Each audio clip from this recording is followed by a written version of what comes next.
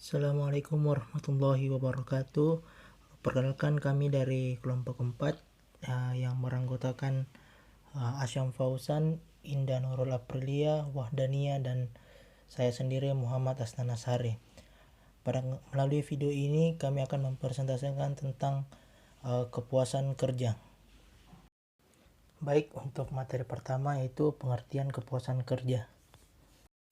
Pengertian kepuasan kerja. Menurut Gibson DKK, kepuasan kerja merupakan perasaan menyenangkan yang dikembangkan para karyawan sepanjang waktu mengenai segi pekerjaannya.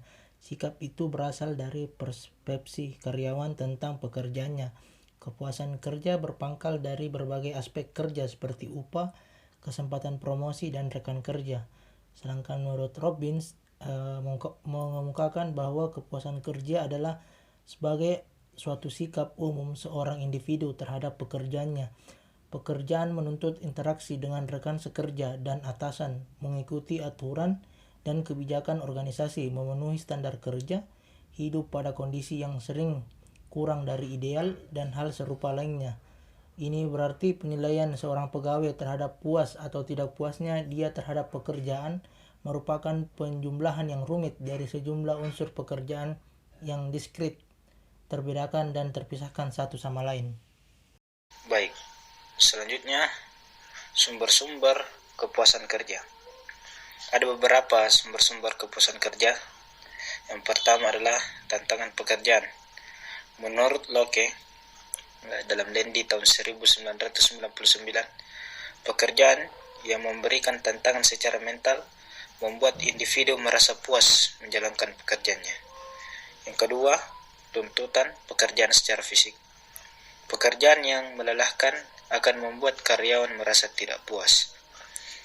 Yang ketiga, minat pribadi terhadap pekerjaan. Pekerjaan yang didukung oleh minat pribadi individu yang bersangkutan akan menghasilkan kepuasan kerja yang tinggi. Yang keempat, struktur pemberian penghargaan. Struktur pemberian penghargaan yang informatif bagi suatu performansi kerja akan membuat karyawan merasa puas.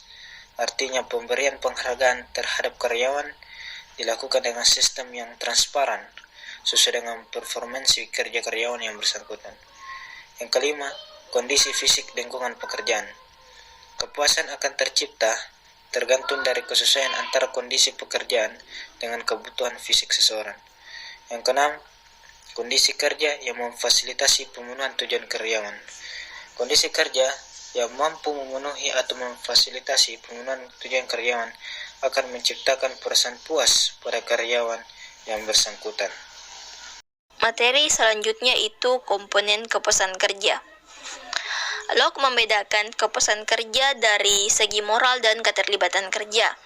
Ia mengkategorikan moral dan kepuasan kerja sebagai suatu emosi positif yang akan dilalui oleh karyawan. Dari ungkapan tersebut dapat ditarik kesimpulan bahwa ada 3 komponen penting dalam kepuasan kerja, yaitu values, nilai-nilai, importance, kepentingan, dan perception atau persepsi. Komponen pertama yang akan kita bahas yaitu values atau suatu fungsi dari nilai-nilai. Locke memberi batasan bahwa nilai-nilai dipandang dari segi keinginan seseorang, baik yang didasari ataupun tidak. Biasanya berkaitan dengan apa yang akan diperolehnya. Locke membedakan antara nilai-nilai dan kebutuhan.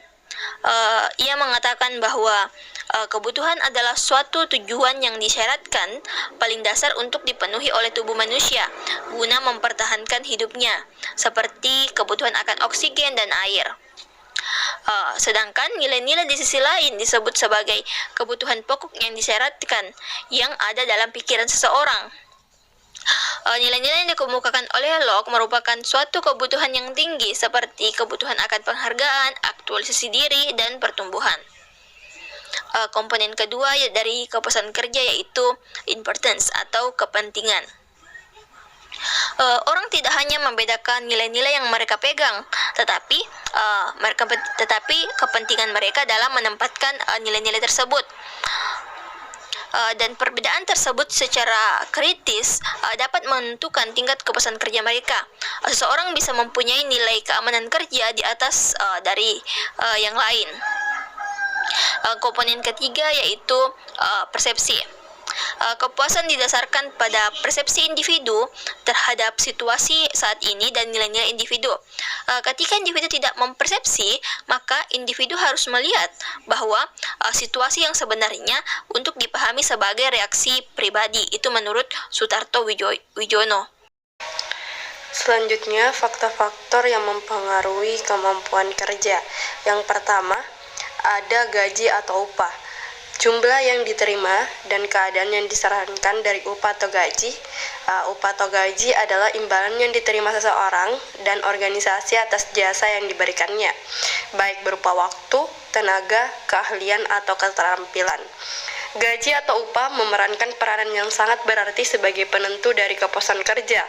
Oleh karena itu, setiap perusahaan atau organisasi harus memperhatikan prinsip keadilan dalam penetapan gaji dan pengupahan. Selanjutnya ada pekerjaan. Jadi sampai sejauh manapun tugas kerja dianggap menarik dengan memberikan kesempatan untuk belajar dan menerima tanggung jawab. Selanjutnya ada promosi. Jadi keadaan kesempatan untuk maju. Suatu promosi berarti perpindahan dari satu jabatan ke jabatan lain yang mempunyai status dan tanggung jawab yang lebih tinggi. Konsekuensinya disertai dengan peningkatan gaji atau upah dan hak-hak lain berdasarkan ketentuan dari perusahaan yang bersangkutan. Dengan demikian, promosi selalu diikuti dengan tanggung jawab dan wewenang yang lebih tinggi daripada jabatan yang diduduki sebelumnya. Namun, promosi ini sendiri sebenarnya memiliki nilai karena merupakan bukti pengakuan antara lain terhadap prestasinya. Seorang karyawan berusaha mendapatkan kebijakan dan praktik promosi yang lebih baik dan status sosial yang ditingkatkan. Oleh karena itu, individu-individu yang mempersepsikan bahwa keputusan promosi dibuat dalam cara yang adil atau fair, kemungkinan besar akan mengalami kepuasan dari pekerjaan mereka. Selanjutnya ada penyeliaan atau pengawasan kerja. Jadi kemampuan penyelia untuk membantu dan mendukung pekerjaan, kepuasan karyawan dapat meningkat bila penyelia langsung bersifat ramah dan dapat memahami, menawarkan pujian untuk kinerja yang baik, mendengarkan pendapat karyawan, dan menunjukkan suatu minat pribadi pada karyawannya. Dan selanjutnya ada rekan kerja. Jadi sejauh mana rekan kerja bersahabat dan berkompeten, manusia tidak bisa hidup sendiri tanpa bantuan orang lain. Bagi kebanyakan karyawan, kerja juga mengisi kebutuhan akan interaksi sosial. Oleh karena itu, tidaklah mengejutkan bila mempunyai rekan sekerja yang ramah dan mendukung membuat keputusan kerja meningkat. Jadi berdasarkan beberapa pendapat di atas tentang faktor kepuasan kerja, dapat disimpulkan bahwa faktor-faktor yang mempengaruhi kepuasan kerja adalah gaji atau upah, pekerjaan, promosi, pengawas kerja atau penyelia, serta rekan kerja atau hubungan kerja. Selanjutnya, dampak dari ketidakpuasan kerja. Menurut Robin, ketidakpuasan kerja para tenaga kerja atau karyawan dapat diungkap ke dalam berbagai macam cara. Misalnya, selain meninggalkan pekerjaan, karyawan dapat mengeluh, membangkang, mencuri barang milik organisasi atau perusahaan, menghindari sebagian dari tanggung jawab pekerjaan mereka. Ada 4 cara mengungkap ketidakpuasan karyawan. Yang pertama, keluar atau exit. Ketidakpuasan kerja diungkapkan dengan meninggalkan pekerjaan, termasuk mencari pekerjaan lain. Yang kedua, menyuarakan atau voice. Ketidakpuasan kerja yang diungkapkan melalui usaha aktif dan konstruktif untuk memperbaiki kondisi, termasuk memberikan saran perbaikan, mendiskusikan masalah dengan atasan. Yang ketiga, mengabaikan atau neglect. Ketidakpuasan kerja yang diungkapkan melalui sikap membiarkan keadaan menjadi lebih buruk, termasuk misalnya sering absen atau datang terlambat, upaya berkurang, kesalahan yang dibuat makin banyak. Dan dampak terakhir yaitu kesetiaan atau loyalty. Ketidakpuasan kerja yang diungkapkan dengan menunggu secara pasif sampai kondisinya menjadi lebih baik, termasuk menikmati hasil kapasitas maksimum dari industri, serta naiknya nilai manusia dalam konteks pekerjaan.